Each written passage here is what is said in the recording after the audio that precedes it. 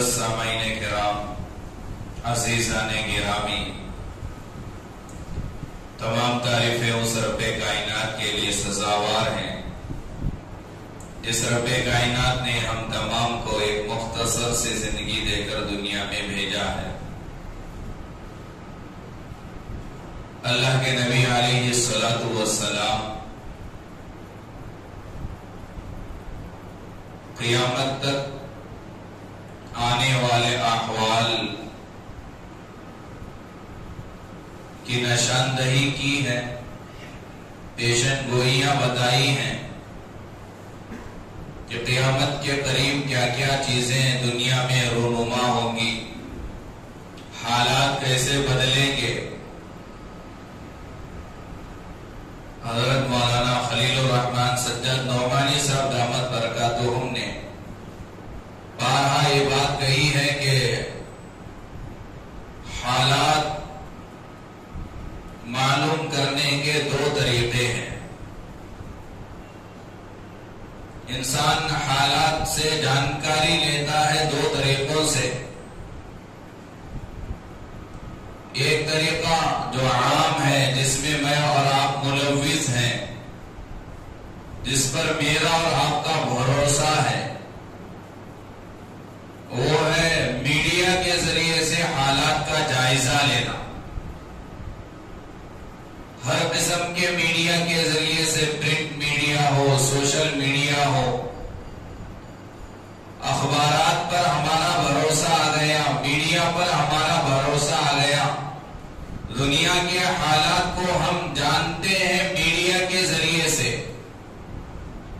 ایک طریقہ جانکاری لینے کا یہ ہے، اور دوسرا طریقہ حالات کو جاننے کا جس سے میں اور آپ دور ہیں، کبھی ہم نے سوچا بھی نہیں، عوام تو عوام، علماء بھی، کہ حالات کو جاننے کا دوسرا طریقہ قرآن اور حدیث ہے۔ شریعت کی روشنی میں حالات کو سمجھنا، شریعت کی روشنی میں حالات کو جاننا۔ انسان جب میڈیا کو سنتا ہے، دیکھتا ہے، پڑھتا ہے، تو اس کے ایمان میں اضافہ نہیں ہوتا ہے، وہاں مایوسی چھا جاتی ہے، کیونکہ پہلے ہی میڈیا بکا ہوا ہے۔ مسلمانوں کی طرفداری کرنا تو دور کی بات، انصاف بھی نہیں بتا رہا ہے، بزدل بنانے کے پیچھے پڑے ہوئے ہیں۔ ایسے باتوں کو پیش کرو کہ مسلمان مایوس ہو جائے، بزدل ہو جائے، وہ یہ خیال کرے کہ ہم ناکام ہو گئے، ہماری کوئی کامیابی یہاں ہمیں کوئی کامیابی ملنے والی نہیں ہے، اس کے طاق میں پڑا ہوا ہے، اور ہم اسی پر بھروسہ کیے ہوئے دیکھ رہے ہیں، فائدہ پہنچا رہے ہیں۔ اسی لیے مایوسی چھا گئی ہے، بزدلی چھا گئی ہے، خوف چھایا ہوا ہے، سارے پریشان ہیں، ایمان کمزور ہوتا چلا جا رہا ہے۔ اگر اللہ کے نبی علیہ الصلوۃ والسلام کی باتوں پر اگر غور کیا جائے اور قیامت کے قریب ہونے والی چیزوں کو نبی نے کس انداز میں بیان کیا ہے، اگر وہاں دیکھا جائے، پڑھا جائے، سنا جائے، تو بجائے مایوسی کے ایک امید پیدا ہوگی اور ایمان میں تازگی آئے گی، ایمان بڑھے گا، ایمان میں مضبوطی آئے گی۔ مسلمان کامیاب کب ہوگا؟ مسلمانوں کو فتح کب ملے گی؟ مسلمانوں کو کامیابی کب ملے گی؟ اور مسلمان کب تک مارا جائے گا؟ اور مسلمان کب تک ذلیل ہوگا؟ اللہ کے نبی علیہ الصلوۃ والسلام 1400 سال پہلے کہہ کر گئے۔ اللہ کے نبی نے کہا قیامت کے قریب مسلمانوں پر باطل طاقتیں، ایمان کے، اسلام کے دشمن، مسلمانوں کے دشمن، اللہ اور اللہ کے نبی کے دشمن، مسلمانوں کو مٹانے کے لیے، ختم کرنے کے لیے، نیست و نابود کرنے کے لیے ایسے ٹوٹ پڑیں گے جیسے ایک بھوت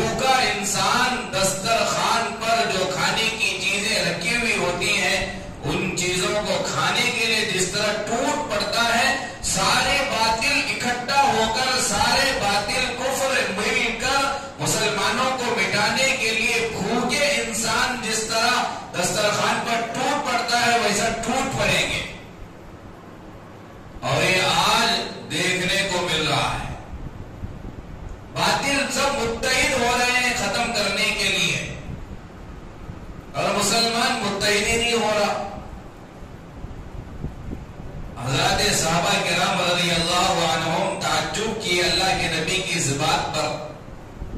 اللہ کے نبی علیہ الصلوۃ والسلام سے پوچھا, اللہ کے نبی, سارے دشمن, سارے کافر, سارے باطل, سارا کفر مسلمانوں کو مٹانے کے لیے, اسلام کو ختم کرنے کے لیے ٹوٹ پڑے گا, متحد ہوگا, ایک ہو جائیں گے, کیا اس وقت میں ہماری تعداد کم ہوگی؟ یہ سوال کیا صحابہ میں سے کسی صحابی نے. اللہ کے نبی علیہ الصلوۃ والسلام سے پوچھا, کیا ہماری تعداد کم ہوگی؟ اللہ کے نبی علیہ الصلوۃ والسلام نے جواب میں کہا, نہیں نہیں, تمہاری تعداد کم نہیں ہوگی, تم لاکھوں کروڑوں کی تعداد میں ہوں گے.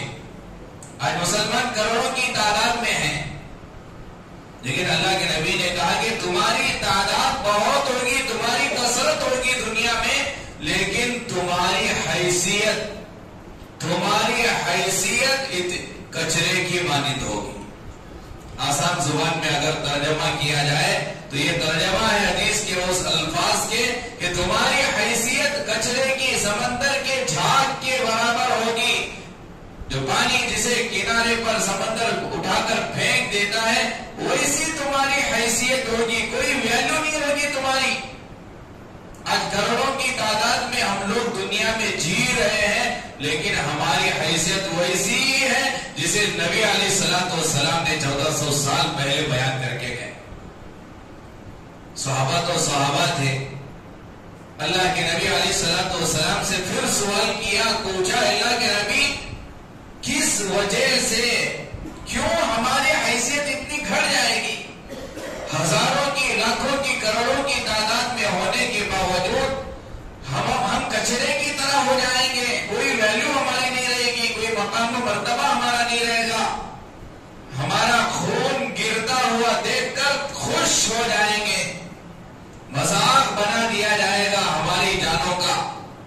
اتنی ہماری حیثیت گھٹنے کی وجہ کیا ہے؟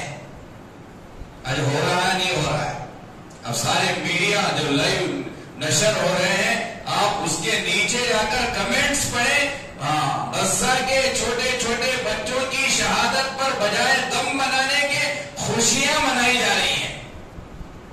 ہمارے ہندوستان کا ایک بہت بڑا مالدار کمنٹ کرتا ہے ٹویٹر پر, سام کے بچے مر رہے ہیں. غزہ کے بچوں کو سام کے بچوں سے اس نے تشبیہ دی. بجائے غم منانے کے, افسوس کرنے کے, کہہ رہا ہے کہ سام کے بچوں کے مرنے سے کوئی نقصان نہیں ہوگا.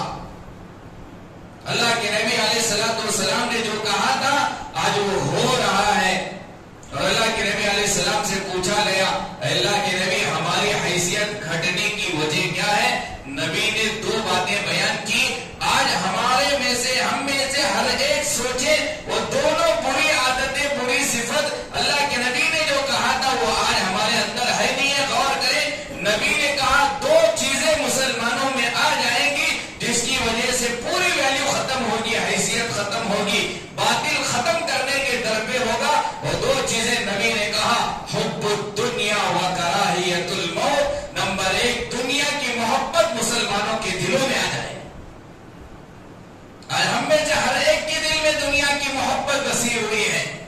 بادشاہ ہو, وزیر ہو, ملک کا پرائم منسٹر ہو, کسی علاقے کا, کسی صوبے کا سی ایم ہو, کسی ضلع کا, کسی تعلقے کا ایم ایل اے ہو, کسی مسجد ہو, مدرسے کا ذمہ دار ہو, حافظ ہو, عالم ہو, مفتی ہو, داعی ہو, دیکھنے میں بڑا پابند نظر آتا ہے. وہ اپنے دل پر اگر غور کرے تو اس کے دل میں کوٹ کوٹ کر دنیا کی محبت بسی ہوئی ہے. ہم جائزہ لیں اپنا. یہ ہمارے حالات بگڑنے کی وجہ 1400 سال پہلے نبی نے کہا دنیا کی محبت تمہارے دلوں میں آ جائے گی. اور اسی دنیا کی محبت کی وجہ سے مسلم ممالک فلسطینی مسلمانوں کو کھلم کھلا ساتھ دینے کے لیے آگے نہیں آئے. اور دوسری طرف اگر دیکھا جائے 2 نہیں 3 مرتبہ امریکہ کا وزیر خارجہ اسرائیل جا کے ملاقات کیا نتن یاہو سے. ترکی والا گیا نہیں گیا. کون سا ملک ہے مسلمان ملک؟ پاکستان کا گیا کوئی؟ نہیں گیا. افغانستان کا کوئی گیا؟ نہیں گیا. بنگلہ دیش کا کوئی گیا نہیں گیا, سعودی عرب کا کوئی گیا نہیں گیا. 57 مسلم ممالک متحد ہوئے, اکٹھا ہوئے دکھانے کے لیے ہم ایک ہوئے ہیں. کوئی گیا غزہ میں کوئی گیا, فلسطین میں کوئی داخل ہوا, کوئی نہیں گیا. اور یہاں باطل 2-3 مرتبہ جا کر سپورٹ بھی کر رہا ہے, کھلے عام بیان بھی دے رہا ہے اور ہتھیار بھی دے رہا ہے اور ساتھ میں کھڑا ہے غزہ کے چھوٹے چھوٹے بچوں کو مارنے کے. اس کی نہ جانے کی وجہ 1400 سال پہلے نبی نے کہا محبت دنیا کی محبت, میں انہیں سپورٹ کروں گا, میرا معاشی مسئلہ بگڑ جائے گا, میرا ملک تباہ ہوگا, میری کرسی ختم ہو جائے گی, میرا عہدہ ختم ہو جائے گا, مجھ پر بھی کہیں حملہ نہ ہو جائے. یہ وجہ جس کی وجہ سے تھوڑا غور کریں. اسرائیل کی جو فوج ہے, اسرائیل کی فوج 1,10,000 تقریباً اتنی ہے. سعودی کی فوج اس سے بھی زیادہ ہے, ترکی کی فوج اس سے زیادہ ہے. مسلم ممالک کے سارے فوج اگر اکٹھا ہو جائے تو دنیا کے اندر ایسی کوئی طاقت ہی نہیں ہے جو مسلم فوج کو ہرا سکے. کیونکہ ابھی ایک علاقہ, غزہ اتنا چھوٹا علاقہ, بہت چھوٹی آبادی, 33-34 دن ہوئے, آج انہیں نہیں ہرا سکے تو سارے مسلم فوج اگر متحد ہو جائے تو کون سی ماں ایسا بچہ جنی ہو جو ان فوج کو ہرا سکے. لیکن آ جائیں میدان میں تبھی تو ہوگا. اب تاریخ پوری ہسٹری کا آپ مطالعہ کرو, زمینی سطح کی جتنی بھی جنگیں ہوئی, فضائی نہیں, بمباری اوپر سے برسنے والی نہیں, زمینی سطح کی جتنی بھی جنگیں ہوئی, کوئی جنگ مسلمانوں کو کافر ہرا نہیں سکے, نہیں ہرا سکتے. مسلمان اترتا ہی میدان میں اس نیت سے کہ وہ شہید ہونا چاہتا ہے. جو مرنے کی نیت سے اترے اسے کون مار سکتا ہے. اور باطل میدان میں اپنی جان بچانے کی نیت سے اترتا ہے اور یہ مرنے کی نیت سے اترتا ہے. لہذا مرنے کی نیت سے میدان میں اترنے والے کو کوئی نہیں ہرا سکتا. پوری ہسٹری آپ پڑھ کر دیکھو. غزوہ احد کا معرکہ جس میں 70 مسلمان 70 صحابہ شہید ہوئے. اللہ کے نبی علیہ الصلوۃ والسلام کے ساتھ صحابہ ہیں. ابو سعد نامی ایک کافر جنگجو بہادر سامنے آیا اور آ کر اللہ کے نبی سے چیلنج کیا. اللہ کے نبی سے کہا ہے تم میں سے کوئی بہادر جو آئے مجھ سے مقابلہ کرے. یہ ہماری تاریخ ہے, ہمیں صرف ذکر کی حدیثیں یاد ہیں, ایمان کی حدیثیں یاد ہیں, نماز کی حدیثیں یاد ہیں, لیکن یاد نہیں ہے تو صحابہ کے بہادری والے واقعات ہمیں یاد نہیں. اس لیے آج ہمارے دلوں میں بزدلی آ گئی, ڈر آ گیا, خوف آ گیا. بیٹا کچھ بولنا چاہتا ہے, باپ روکتا ہے, باپ کچھ کرنا چاہتا ہے, بیوی روکتی ہے, ماں روکتی ہے, کیونکہ آج ہم اپنے گھروں کے بچوں کو بزدل بنا دیے. کہیں پکڑا نہ جائے, کہیں جیل میں نہ چلا جائے, کہیں ہمارے اوپر آنچ نہ آ جائے, کوئی کھل کر بولنے کے لیے تیار نہیں, میسج لکھنے کے لیے تیار نہیں. سارے دنیا کے مسلمان سوئے ہوئے ہیں. اسی لیے بہت مرتبہ آپ نے بھی فلسطینی مسلمانوں کے بارے میں یہ بہت اچھا میسج چل رہا ہے واٹس ایپ وغیرہ کے اندر کہ پہلے تو یہ سمجھا جاتا تھا کہ اسرائیل کا قبضہ صرف فلسطین پر ہے. اسرائیل کا قبضہ فلسطین پر, غزہ کے مسلمانوں پر, مسجد اقصی کے اطراف میں رہنے والے مسلمانوں پر اسرائیل کا قبضہ ہے. لیکن آج یہ معلوم ہو رہا ہے کہ سارے مسلم ملکوں پر اسرائیل کا قبضہ ہے. قبضہ نہیں ہے تو صرف فلسطین پر قبضہ نہیں ہے. وہی ڈٹے ہوئے ہیں, سارے دبے ہوئے ہیں. جو دبے ہوئے ہیں ان پر گویا کہ اس کا قبضہ ہے اور یہ ڈٹ کر مقابلہ کر رہے ہیں. ایسی بہادری اللہ نے انہیں عطا کی, اگر وہ دیکھا جائے تو ہم اپنے آپ کو مسلمان کہلانے کے لائق ہی نہیں ہیں. کیا کہلا سکتی مسلمان, کیا کہلا سکتی. کتنے واقعات آپ نے دیکھا سنا, پورے اخبار پوری خبریں آ گئی, ایمان میں تازگی آ جائے. تو غزوہ احد کا معرکہ, اللہ کے نبی کے ساتھ صحابہ کھڑے ہیں. ابو سعد کافر آ کر مسلمانوں سے کہتا ہے, صحابہ سے کہتا ہے کوئی تم میں بہادر آؤ میرے سے مقابلہ کرو. بڑا جنگجو تھا, بڑا بہادر تھا, جس سے مقابلہ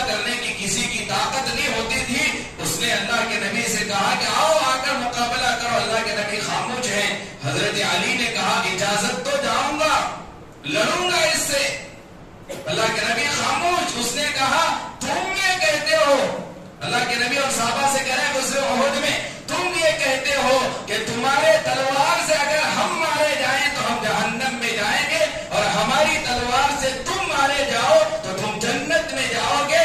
آؤ دیکھیں گے کہ تمہاری تلوار سے میں مر کر جہنم میں جاؤں گا یا میری تلوار سے تم مر کر جنت میں جاؤ گے. یہ الفاظ اس کی زبان سے نکلے. حضرت علی نے نبی علیہ الصلوۃ والسلام سے کہا اجازت دو, جاؤں گا, اس سے لڑوں گا, وہ ہمیں دھمکیاں دے رہا ہے. نبی نے اجازت دی. حضرت علی سامنے آئے, مقابلے کے لیے تیار ہوئے. پہلا وار اس کے کندھے پر کیا جس کی وجہ سے وہ گھوڑے سے گر گیا. دوسرا وار جیسے کیا اس کا صدر کھل گیا, ننگا ہو گیا, پریشان ہوا. حضرت علی کو قسم دے کر کہا علی قسم دیتا ہوں مجھے معاف کرنا, میری جان کو چھوڑ دینا. حضرت علی بغیر قتل کیے کہ واپس آئے. صحابہ میں سے کسی نے پوچھا آپ نے اسے قتل کیوں نہیں کیا؟ حضرت علی نے کہا میرے وار سے وہ ننگا ہو گیا, اس کا صدر کھل گیا, اور اس نے مجھے قسم بھی دی, لہذا قسم کی وجہ سے مجھے گوارا نہیں ہوا کہ اسے جہنم رسید کرو. یہ ہے صحابہ رضی اللہ عنہ کی بہادری. آج سارے سوئے ہوئے ہیں. حضرت صحابہ رضی اللہ کے نبی علیہ الصلوۃ والسلام بھی بہادر. ہمارا نبی صرف مسجد میں بیٹھ کر ذکر کرنے والا نہیں تھا. جو نبی رات بھر کھڑے ہو کر نماز پڑھا ہے, اس نبی کی ہسٹری اٹھا کر دیکھو. 27 جنگوں میں اللہ کے نبی بذات خود تشریف لے گئے ہیں. غزوہ بولتے کسے ہیں؟ غزوہ کہتے ہیں وہ جنگ جس میں بذات خود اللہ کے نبی شریک ہوئے ہوں. تو نبی کی پوری زندگی, نبوت کے بعد والی مدنی زندگی, مدینے میں جو اللہ کے نبی علیہ السلام نے 10 سال گزارے, ان 10 سال میں 27 جنگوں میں نبی بذات خود شریک ہوئے. غزوہ احد میں, بدر میں, حنین میں, خیبر میں, خندق, سارے 27 غزوات میں اللہ کے نبی شریک ہوئے. تو مسلمان بزدل نہیں ہوتا, مسلمان ڈرپک نہیں ہوتا. مسلمانوں کی ہسٹری ہے کہ وہ بہادر ہوتا ہے, وہ مرنے سے کبھی ڈرتا نہیں ہے. لیکن جب سے یہ 2 برائیاں ہمارے اندر آ گئی, ہم مارے جائیں گے اور مارے جائیں گے اور ہمارا قتل ہوگا. یہ 2 برائیاں جو نبی نے بیان کی, نمبر 1 حب الدنیا, دنیا کی محبت جب تک ہمارے دلوں سے ختم نہیں ہوگی اس وقت تک ہمارے اندر بہادری نہیں آئے گی, کامیابی نہیں ملے گی. اور دوسری صفت اللہ کے نبی نے بیان کیا کراہیت الموت. مسلمان اس زمانے میں موت سے ڈرنے لگیں گے. آج جنہیں طاقت اللہ نے دیا ہے فلسطین جانے کی, جو ممالک جا سکتے ہیں, آج نہ جانے کی وجہ یہ ہے کہیں ہماری جان نہ چلی جائے, کہیں ہم پر بھی بم نہ گر جائے, کہیں ہمیں بھی گولی نہ لگ جائے. تو کراہیت الموت, موت سے ڈرنا, مرنے سے ڈرنا. آج ہم میں سے کوئی ہے اگر اس سے کہا جائے کہ بھئی اثر میں تیرا انتقال ہو جائے گا تو خوش ہوگا کوئی؟ تھوڑا سوچو 1 منٹ, میں بھی سوچتا ہوں, آپ بھی سوچو. ہاں, موت کی باتیں کرنے, تذکرہ کرنے سے رکتے کیوں بھئی موت کا تذکرہ کرنے؟ اللہ کے نبی علیہ الصلوۃ والسلام نے کہا کہ موت سے ڈرنا شروع ہو جائے گا تو پھر مسلمانوں کو مارا جائے گا. آج موت سے گھبرا رہے ہیں. ہماری وہ آخری سفر گاڑی کسی کے گھر کے سامنے کھڑا کرے تو انہیں ڈر کو 10 بار فونا کرتا, گاڑی لے جاؤ, ڈرتا انہیں. یہ گاڑی سے ایک وجہ سے گھر میں کسی کا انتقال نہ ہو جائے. میں ایسے ہی جوک کے طور پر نہیں بول رہا ہوں, یہ ہوا باگلکوٹ نو نگر میں. رات دیر کسی کے جنازے کی تدفین ہوئی. ایک مرتبہ یہاں بنکا مسجد کے پنڈاری محلے میں ہمارے وہ ڈرائیور صاحب رات دیر ہوئی بول کر وہیں گاڑی چھوڑ کر سو گئے. صبح جلدی نہیں اٹھے. فجر کی نماز کے بعد سے تقریباً 10-12 فون مجھے آئے, یہاں کہیں کو ہمارے گھر کے سامنے گاڑی ٹھہرے لے جاؤ اسے. پیشنٹ اس میں سونا پسند نہیں کرتا, اتنا موت سے ڈر رہے ہیں. حضرت مولانا منیر صاحب کالونی دامت برکاتہم بہت بڑے اللہ والے ہیں, ممبئی کے ابھی زندہ ہیں. اللہ حضرت کی عمر میں برکت نصیب فرمائے. اتنے بڑے ولی ہیں. ہمارے حضرت مولانا حافظ عاصم صاحب دامت برکاتہم نے بارہا کہتے ہوئے ان سے ہم نے یہ سنا, حضرت جب سے بالغ ہو کر, حضرت مولانا منیر صاحب ممبئی میں ابھی باحیات ہے, حضرت جب سے بالغ ہوئے ہیں اس دن سے لے کر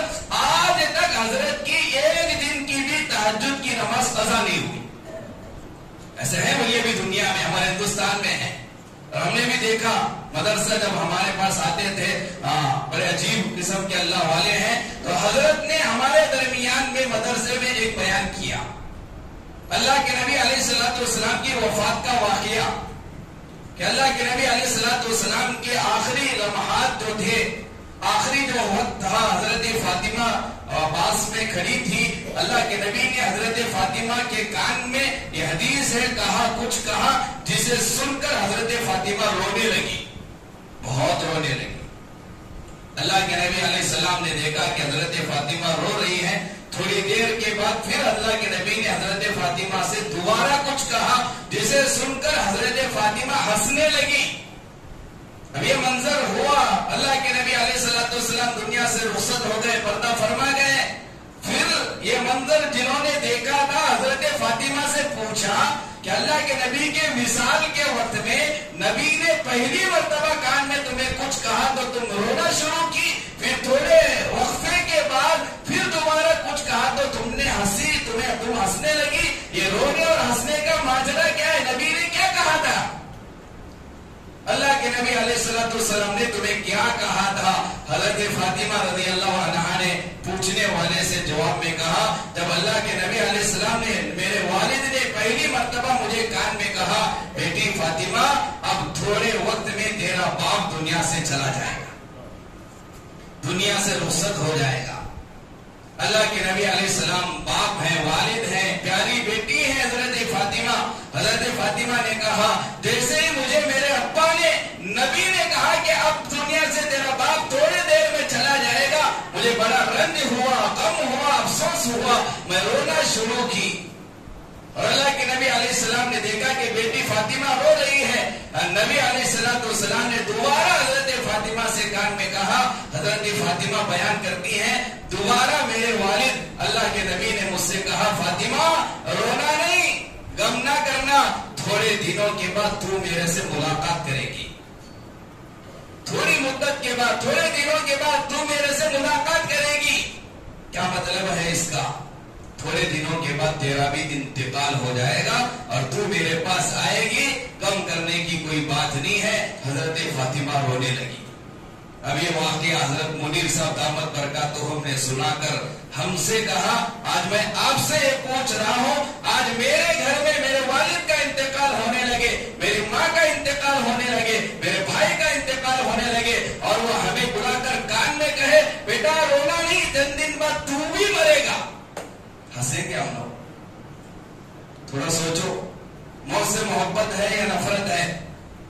کوئی پوچھے مجھ سے اور آپ سے تو ہمارا قریبی دوست ہے, جیسے حضرت فاطمہ سن کر خوش ہو گئی. آج ہماری حالت, موت سے ہم اتنا گھبراتے ہیں, موت سے اتنا ڈرتے ہیں. اگر باپ کہہ دے, ماں کہہ دے, کوئی ہمارا خاص دوست کہہ دے کیوں رو رہا ہے میری موت پر, ڈرنا نہیں, میں مرنے کے بعد چند دن بعد تو بھی مر کر میرے پاس آئے گا. خدا کی قسم کھا کر کہتا ہوں اس کے جنازے میں بھی ہم شریک نہیں رہیں گے. کائیں نے مجھے بھی لے کو جاتا کی وہ. یہ وجہ ہے ہمارے مار کھانے کی, یہ وجہ ہے آج ہمارے اندر بزدلی آنے کی. آج اتنی کم ہمت والے, پست ہمت والے اور اتنے ڈرپوک جو بزدل ہم بنے ہیں, اس کی وجہ 1400 سال پہلے ہمارے نبی نے کہا قیامت کے قریب یہ دو چیزیں آئیں گی مسلمانوں میں. کون کون سی؟ حب الدنیا, دنیا کی محبت, و کراہیت الموت, موت سے خوف کھانا, موت سے ڈرنا. آج فلسطینی مسلمانوں کو یہ مسلم ملکوں کے حکومت والے حکمراں ساتھ نہ دینے کی وجہ اگر آپ کسی سے پوچھیں, میری بات جھوٹ نہیں ہوگی, وہی وجہ ہے جو نبی نے کہا. نمبر 1 دنیا کی محبت ان کے دلوں میں ہے, اور نمبر 2 یہ موت سے ڈرتے ہیں. اگر ان کے دل میں موت کا ڈر نہ ہوتا تو آج فلسطین میں یہ جاتے, غزہ کے مسلمانوں کے کندھا ب کندھا کھڑے ہو کر انہیں ساتھ دیتے. نہ جانے کی وجہ کیا ہے؟ میں اور آپ تو بے بس ہیں, بے کس ہیں, ہم جا نہیں سکتے. ہم مسلم ملک میں نہیں جی رہے ہیں, یہ جمہوری ملک ہے, یہاں بڑی حالات نہ, یہاں کے حالات ہمیں ساتھ نہیں دے رہے ہیں. لیکن جن ملکوں کے مسلمانوں کو, حکمراں کو جانے کی طاقت اور سکت ہے, پھر بھی کیوں نہیں جا رہے ہیں, پھر بھی کیوں ساتھ نہیں دے رہے فلسطینی مسلمانوں کو, غزہ کے مسلمانوں کو؟ تو وہی وجہ جو نبی نے بیان کیا کہ ان کے دل میں دنیا کی محبت ہے اور موت سے خوف ہے. اسی لیے اتنے ہزاروں کی تعداد میں بچے اور نوجوان لڑکے لڑکیاں بوڑھے سارے مرے جا رہے ہیں. 2-4 بیت الخلا ٹوائلٹ میں 8 ہزار 10 ہزار لوگ فارغ ہونا کیسا ہوگا؟ یہ سب حالات ہم سن رہے ہیں، دیکھ رہے ہیں، لیکن آج ہمارے دل سخت ہو گئے. سب دیکھتے ہوئے حالات سخت ہو گئے. بار بار بیانوں میں کہا جا رہا ہے، کوئی پوچھتا نہیں کہ مجھے کیا کرنا چاہیے. بڑے اکابرین رو رہے ہیں، تڑپ رہے ہیں، پریشان ہیں، اور ہماری زندگی ہم اپنے عیش و عشرت میں گزار رہے ہیں. ہماری شادیوں کی حالت دیکھو، پتہ نہیں کن کن چیزوں میں ہمارا پیسہ لگ رہا ہے، اڑا رہے ہیں. وہاں کھانے کے لالے پڑے ہوئے ہیں. ایک عربی نیوز چینل کے اندر ایک عربی نے وہاں جا کر فلسطینی غزہ کے مجاہدین سے اس نے نیوز بنائی، وہ عربی میں ہے. جسے میں نے سنا کہ وہاں اس نے پوچھا فلسطینی مجاہد سے، تمہارا یہاں کھانے کا نظام کیا ہے؟ تو 2 فلسطینی مجاہد آمنے سامنے بیٹھے ہیں جن کا چہرہ ڈھکا ہوا ہے. وہ پوچھنے والے سے، اس پریس والے سے اس نے کہا کہ 2 دن کے بعد ہر تیسرے دن ایک مٹھی کھجور 1 بوتل پانی ہمیں ملتا ہے. 1 مٹھی کھجور 1 بوتل پانی، بس اس پر وہ اللہ کا شکریہ ادا کر رہے ہیں. بچے کا انتقال ہوا، باپ بیٹے کے جنازے کو پکڑ کر، میت کو پکڑ کر کہہ رہا ہے کہ ہم اس پر خوش ہیں، ہم اللہ کا شکریہ ادا کر رہے ہیں. اور یہ سارا منظر ہم دیکھ رہے ہیں اور ہم عیش و عشرت کی زندگی گزار رہے ہیں. یہی بزدلی، یہی حالت ہماری رہی. یاد رکھنا، جب ہمیں مارا جائے گا، جب ہمارا قتل ہوگا، ہم پر بھی کوئی رونے والا نہیں ہوگا. جس طرح آج ہم دیکھ کر ہنس رہے ہیں، جس طرح آج ہم دیکھ کر ہماری مزے والی زندگی گزار رہے ہیں، جس طرح آج ہم دیکھ کر اپنے زندگی کو بدل نہیں رہے ہیں، توبہ نہیں کر رہے ہیں، اللہ کے قریب نہیں آ رہے ہیں، اللہ کو راضی کرنے کے قریب نہیں آ رہے ہیں، جب ہمیں مارا جائے گا ہمیں بھی کوئی بچانے والا نہیں ہوگا. اللہ ان کی حفاظت کرے گا اور کر رہا ہے. مٹھی بھر ہیں، لیکن 30 پر 4 دن ہو گئے، لیکن آج تک انہیں فتح نہیں ہوئی. اسرائیل کو پریشان ہے، ٹینک ان کے تباہ ہو گئے، اسرائیلی فوجی کتنے کے قیدی ہو گئے، کتنوں کو جہنم انہوں نے رسید کیا. اور انشاءاللہ یہ اللہ کے نبی علیہ الصلوۃ والسلام کی بات ہے کہ کامیابی ملے گی تو صرف اور صرف غزہ اور فلسطین کے مسلمانوں کو ہی ملے گی انشاءاللہ. لیکن اللہ میرے اور آپ سے پوچھے گا، تمہاری زندگی میں یہ ہو رہا تھا، تم نے کیا کیا؟ اس لیے تھوڑا اپنی زندگی بدلو، نیت کرو، اپنے اندر بہادری پیدا کرو. وقت نہیں ہے صحابہ کے بہادری کے واقعات بیان کرنے کے لیے. اندلس میں 800 سال مسلمانوں نے حکومت کی. آپ کو بتائیں اندلس میں مسلمانوں کی حکومت کی ابتدا کیسے ہوئی؟ طارق بن زیاد ایک بہادر مسلمان فوجی دنیا میں آ کر چلا گیا. طارق بن زیاد اندلس میں جو داخل ہوا، 7,000 فوج تھی طارق بن زیاد کے ساتھ. سمندر کے راستے سے آیا اندلس میں، اور معلوم ہوا یہ 7,000 کی فوج مسلمانوں کی، اور سامنے اندلس میں کافروں کی، دشمنوں کی فوج 70,000 ہے. یہ 7,000 اور 70,000 جیسے ہی داخل ہوئے اندلس میں، طارق بن زیاد نے اپنی فوجیوں سے کہا کہ جن کشتیوں کے ذریعے سے اندلس میں آئے ہو، ان کشتیوں کو آگ لگا کر جلا دو تاکہ واپس جانے کا خیال نہ آئے. سارے کشتیاں جلا دیے گئے. اور اس کے بعد تاریخی خطبہ طارق بن زیاد نے دیا. آج بھی عربی کتابوں میں وہ خطبہ موجود ہے. سارے فوجیوں سے، 7,000 فوجیوں سے طارق بن زیاد نے کہا، او فوجیوں، او مسلمانوں، تھوڑا سنو، غور کرو، تم کس کی امت میں ہو؟ تم اس نبی کی امت میں پیدا ہوئے ہو جس نبی نے خیبر خندق کے موقع پر اپنے پیٹ پر پتھر باندھے تھے. تم اس نبی کی امت ہو جس نبی کے غزوہ احد میں دان شہید ہو گئے تھے. تم اس نبی کی امت میں ہو جو نبی 27 جنگوں میں خود شریک ہوا تھا. ایسا تاریخی خطبہ، جوشیلا خطبہ دیا. 7,000 فوج تیار ہو گئی لڑنے کے لیے. کہا آگے بڑھو، دشمنوں کے ساتھ جنگ کرو، یا تو تمہیں فتح ملے گی یا تمہیں جنت نصیب ہوگی. جب یہ خطبہ سن کر 7,000 فوج داخل ہوئی، 70,000 فوج کو شکست دی، یہ ہماری تاریخ ہے. لیکن آج ہم بزدل ہو گئے اور آج ہم ڈرپوک ہو گئے. آج ہمارے نوجوانوں میں بہادری، کہاں سے بہادری آئے گی؟ گٹکا ماوا کھا کر ہم مر جائیں. نہیں چھوڑیں گے ہماری بری عادتیں، نہیں چھوڑیں گے ہماری غفلت کی زندگی. اللہ یہ حفاظت فرمائے. آخر میں ایک گزارش یہ ہے ہمارے اکابرین کے جانب سے، اب کس کے جانب سے؟ حالات ناساز ہیں. ایک اعلان آیا ہے کہ بھئی فلسطینی مسلمانوں کے لیے مدد بھیجنے کی ترتیب بنائی جا رہی ہے. بولو سبحان اللہ. اتنی محنت کر رہے ہیں کہ کسی بھی طرح غزہ کے مسلمانوں تک، فلسطینی مسلمانوں تک وہاں کھانے کے ڈالے پڑے ہوئے ہیں، وہاں کسی بھی طرح ہمارا تعاون پہنچے. وہ کیسے پہنچے گا؟ وہ حکومت سے کیا بات کرنا، وہ سارے وہ کام کر رہے ہیں جن کا آج ہم یہاں بیٹھ کر نام نہیں لے سکتے. لیکن وہاں سے ہمیں یہ حکم ملا ہے کہ تم اپنے اپنے علاقے میں فلسطینی کے، غزہ کے مسلمانوں کے لیے جو کچھ دے سکتے ہو دو. یہاں تک کہ کہا گیا کہ اپنی بیویوں کے پاس جا کر درخواست کرو کہ سارے زیورات ان کے لیے نکال کر دے دو. وہ ہمارے لیے جان کی قربانی دے رہے ہیں، وہ مسجد اقصی کے لیے اپنے بچوں کی قربانی دے رہے ہیں. کیا ہم اپنے زیورات کی قربانی نہیں دے سکتے؟ کیا ایک مہینے کی ہماری تنخواہ نہیں دے سکتے؟ کیا ہمارے گھر کے اندر جو قیمتی چیزیں ہیں وہ بیچ کر ان کے لیے نہیں لگا سکتے؟ جو طاقت ہے کرنا چاہیے. اللہ کو بول سکے کہ اللہ میں وہاں جا نہیں سکتا تھا، لیکن اس طرح تعاون کی اپیل آئی تھی، میں نے سب کچھ لٹا دیا. تو کریں گے انشاءاللہ. اس کا اعلان آئے گا، اس کی ترتیب بنے گی. اللہ پر بھروسہ کریں اور اکابرین پر، بزرگوں پر بھروسہ کریں. وہ بہت تڑپ رہے ہیں، جو بھی حکم ان سے ہم نے ملے گا اس طریقے سے ہم انشاءاللہ یہاں کام کریں گے. آپ ساتھ دینے کے لیے تیار رہیں گے انشاءاللہ. اللہ عمل کی توفیق نصیب فرمائے. آمین. وآخر دعوانا الحمدللہ رب العالمین. جو حضرات